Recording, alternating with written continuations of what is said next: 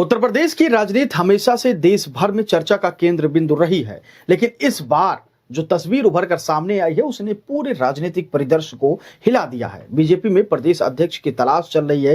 TV channel से लेकर social media तक तमाम नाम उछाले जा रहे हैं, लेकिन इसी शोरगुल के बीच संघ और भाजपा नेतृत्व ने एक ऐसा फैसला लगभग तय कर लिया है जो आने वाले समय में उत्तर प्रदेश की राजनीति को पूरी तरह बदल देगा। संकेत अब पूरी तरह साफ है कि 2027 का चुनाव जिन हाथों में लड़ा जाएगा वह राजनीतिक नेता नहीं बल्कि दो संत होंगे, मुख्यमंत्री योगी आदित्यनाथ और साध्वी निरंजन ज्योति। यानी आने वाले वर्षों में उत्तर प्रदेश की सियासत पर पूरी तरह संत मॉडल लागू किया जाएगा। संघ और भाजपा नेतृत्व ने माना है कि हिंदुत्व की धुरी और सामाजिक संतुलन, इन दोनों मोर्चों को संत ही सबसे प्रभावी ढंग से संभाल सकते हैं। सीएम योगी आदित्यनाथ की लोकप्रियता किसी परिचय की मोहताज नहीं है। बुलडोजर बाबा की छवि आज पूरे देश में एक ब्रांड बन चुकी है। कानून व्यवस्था, हिंदू अस्मिता और निर्णायक नेतृत्व, इन तीनों के कारण योगी भाजपा और संघ के लिए सबसे भरोसेमंद चेहरा बन चुके हैं। संघ ने उन्हें एक और ऐतिहासिक जिम्मेदारी अब सौंप दी है। जनवरी से शुरू होने वाले हिंदू सम्मेलन का संपूर्ण नेतृत्व योगी आदित्यनाथ अब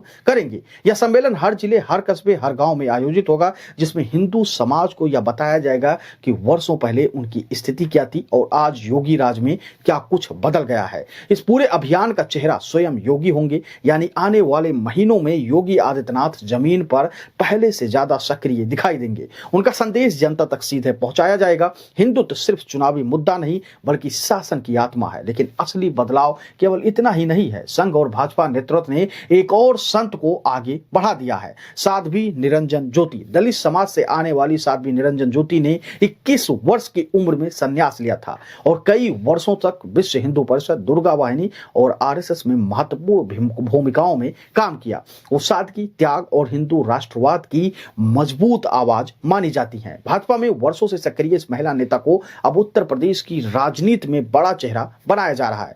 दलित समाज प्लस हिंदुत्व प्लस महिला नेतृत्व, ये तीनों तत्व साध्वी निरंजन ज्योति के रूप में भाजपा को एक साथ मिल जाते हैं। यही कारण है कि कई राजनीतिक सूत्र मान रहे हैं कि उन्हें संगठन की कमान सौंपी जा सकती है, जिसकी घोषणा किसी भी समय हो सकती है। इससे भाजपा को महिलाओं और दलितों के बीच एक बड़ा संदेश जाएगा। बिहार की राजनीति में महिलाओं की निर्णायक भूमिका देखकर भाजपा समझ चुकी है कि यूपी में भी आधी आबादी को साधना बेहद जरूरी हो गया है। पहले ऐसा कयास लगाए जा रहे थे कि केशव प्रसाद मौर्य को प्रदेश अध्यक्ष बनाया जा सकता है। उनका ओबीसी आधार, 2017 में प्रदेश अध्यक्ष के रूप में जीत का रिकॉर्ड और पार्टी संगठन पर मजबूत पकड़, ये सब उनके पक्ष में दिख रहे थे।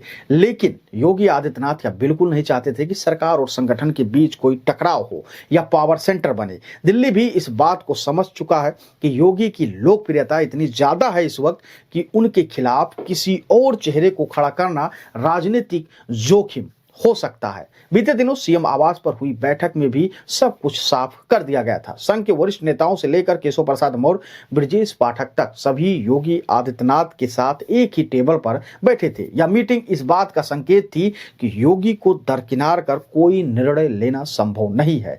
दिल्ली में बैठकों की श्रृंखला शुरू हुई। अमित शाह ने अचानक सभी पदाधिकारियों को दिल्ली बुलाया। यहां संघ ने साफ कहा कि यदि 2027 में जीतना है उत्तर प्रदेश को तो संत मॉडल अपनाना होगा। योगी और साध्वी निरंजन ज्योति के नेतृत्व में शाह ने मौन साधा, लेकिन यह चुप्पी वास्तविक सहमति की तरह नहीं समझी जा रही है।